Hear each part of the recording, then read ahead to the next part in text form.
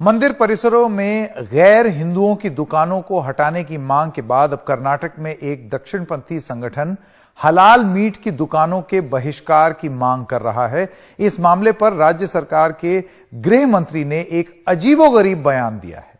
उनका कहना है कि यह सब हिजाब के फैसले पर मुस्लिम समाज के बंद की प्रतिक्रिया है। 2 अप्रैल के वार्षिक उगादी त्योहार में कोई हलाल मीट न खाए। अब ये एक नई अपील एक संगठन ने हिंदुओं से की है। हलाल के माध्यम से, हलाल प्रमाण पत्र, हलाल सर्टिफिकेट्स, हलाल मीट के माध्यम से हजारों करोड़ों रुपए आज इकट्ठा करके भारत को इस्लामिक स्टेट बनाने का, भारत में देश विरोधी गतिविधियां बनाने का, उसको फंडिंग करने का एक कॉन्स्पिरेसी षड्यंत्र पूरा भारत भर में चल रहा है। इसके लिए हम आह्वान करते हैं, हम सभी हिंदू हलाल प्रोडक्ट्स, हलाल मीट को हम बाइकाट करेंगे। पहले मंदिर परिसर से मुस्लिम और ईसाइयों की दुकान हटाना और अब हलाल मीट का मुद्दा। इस पर राज्य के गृह मंत्री आरोग्य जयेंद्रा का बयान सुनिए। हिजाब विरुद्ध इस तरह की प्रतिक्रियाओं की वजह मुसलमानों का वो विरोध है जो उन्होंने हिजाब को लेकर हाईकोर्ट के फैसले के खिलाफ किया।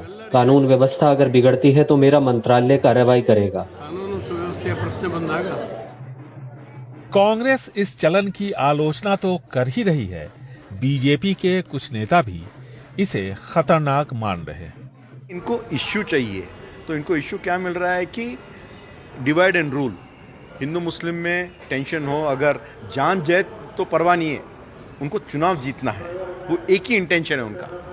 तो ये अब लोग भी जान चुके हैं। The same thing continues, you know. इस तरह से अगर मुस्लिम व्यापारियों को परेशान किया जाएगा और मुस्लिम देशों ने यह तय किया है कि सभी लोग देश छोड़ दें क्योंकि आप अपने देश में मुस्लिम समुदाय के लोगों को परेशान कर रहे हैं, तो फिर हमें क्या हासिल होगा? इसके दोनों पहलुओं को ध्यान में रखना चाहिए। Please go out of our countries. हर रोज एक नया मुद्दा, ऐसे मुद्दे जो आम भावनाओं को भड़काते हैं। सरकार चुप है क्योंकि इससे सांप्रदायिक ध्रुवीकरण तेज हो रहा है और विधानसभा चुनाव नजदीक है। लेकिन इसकी कीमत उस कर्नाटक को चुकानी पड़ सकती है जो आपसी भाईचारे के लिए जाना जाता है। बेंगलुरु से कैमरामैन कुमार के साथ निहाल खिदवई, एनडीटीवी इंडिया।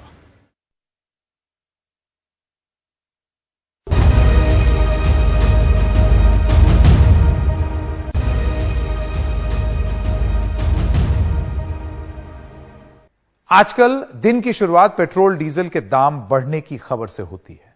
पिछले 7 दिनों से पेट्रोल डीजल के दाम 6 बार बढ़ा दिए गए हैं। दाम थोड़े थोड़े करके बढ़ाए जाते हैं, लेकिन अभी तक करीब 4 रुपए की बढ़ोतरी की जा चुकी है। सरकार कहती है कि यूक्रेन की जंग के कारण कच्चे तेल के दाम आसमान छू रहे हैं। वहीं विपक्ष सरकार पर जनता को लूटने का आरोप लगा रहा है।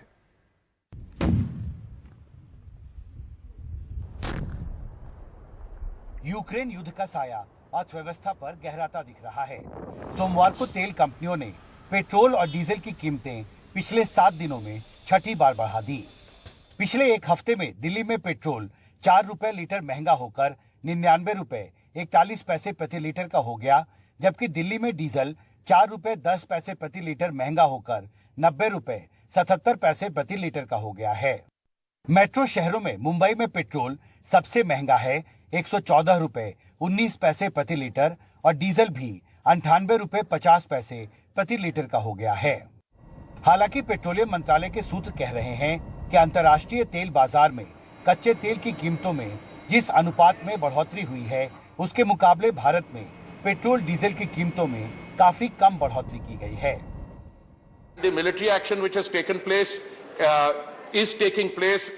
युद्ध की वजह से दाम बढ़े हैं। दुनिया के एक हिस्से में युद्ध चल रहा है, वैश्विक कीमतें चरमरा रही हैं, व्यापार में उतार चढ़ाव है, इसलिए थोक दाम पर दबाव है।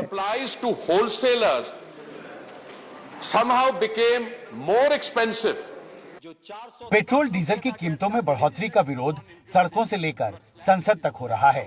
सोमवार को कई विपक्षी सांसदों ने राज्यसभा में पेट्रोल डीजल की कीमतों में बढ़ोतरी पर चर्चा की मांग की, लेकिन सभापति ने स्वीकार नहीं किया। आप चाहते हैं कि रोल बैक किया जाए जो कीमतों में बढ़ोतरी की गई? नहीं, बिल्कुल रोल बैक होना चाहिए। आप यूक्रेन रशिया का वार को एक बहाना बताते हुए आप लगातार जो है पेट्रोल डीजल गैस के दाम बढ़ाते जा रहे हैं। आप कहते हैं कि हम गैस का कनेक्शन देते, गैस का कनेक्शन दिए, गैस भी तो दीजिए। कहीं तो जनता को रिलीफ मिली जाए कि अगर आप पेट्रोल प्राइसेस कर रहे हैं तो ये सेस और जो आप टैक्स लगाते हैं उसको कम करिए।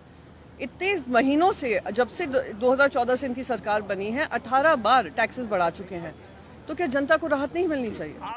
पेट्रोल डीजल की कीमतों के खिलाफ विरोध लोकसभा में भी हुआ। Sir, commonly it is said that the oil companies take the decision of their own. Government has nothing to interfere. This is the common. आमतौर पर यह कहा जाता है कि तेल कंपनियां अपने फैसले खुद लेती है, सरकार उसमें दखल नहीं देती। 5 राज्यों के चुनावों के दौरान, जिसमें उत्तर प्रदेश भी आता है, कीमतों में उछाल रुकी हुई थी, लेकिन आम लोगों को अंदाजा था कि चुनावों के बाद कीमतों में बढ़ोतरी होगी और लोगों का यह अंदाजा सच हो गया। Election results will come out, price will go at a skyrocketed height, and their apprehension became true. विपक्ष के दबाव का असर अंततः दिख ही गया और आखिरकार सरकार महंगाई पर चर्चा कराने को तैयार हो गई। यहाँ यह बताना लाजमी है कि बजट सत्र के दूसरे चरण के शुरुआत से ही विपक्ष महंगाई पर चर्चा कराने को मांग कर रहा था, लेकिन सरकार पहले इस पर बहस कराने को तैयार नहीं थी। जाहिर है, यूक्रेन युद्ध को लेकर बढ़ती अनिश्चितता के बीच अंतर्राष्ट्रीय तेल बाजार में कच्चे तेल की कीमतों में उथल-पुथल बढ़ती जा रही है और इसके साथ ही पेट्रोल और डीजल की कीमतों में बढ़ोतरी पर राजनीति भी। पिछले 7 दिनों में पेट्रोल और डीजल की कीमतों में 6 बार बढ़ोतरी एक साफ संकेत है कि यूक्रेन युद्ध की वजह से अंतर्राष्ट्रीय तेल बाजार में कच्चे तेल की कीमतों में जो उथल-पुथल बढ़ती जा रही है, उसका अब भारत में पेट्रोलियम पदार्थों की कीमतों पर सीधा असर पड़ रहा है। और आने वाले दिनों में यूक्रेन युद्ध को लेकर अगर अनिश्चितता और बढ़ती है, अंतर्राष्ट्रीय कच्चे तेल के बाजार में अगर तेल और महंगा होता है, तो भारत में भी पेट्रोल और डीजल और महंगे हो सकते हैं। संसद भवन से राजीव रंजन और राकेश सिंह के साथ हिमांशु शेखर, एनडीटीवी इंडिया।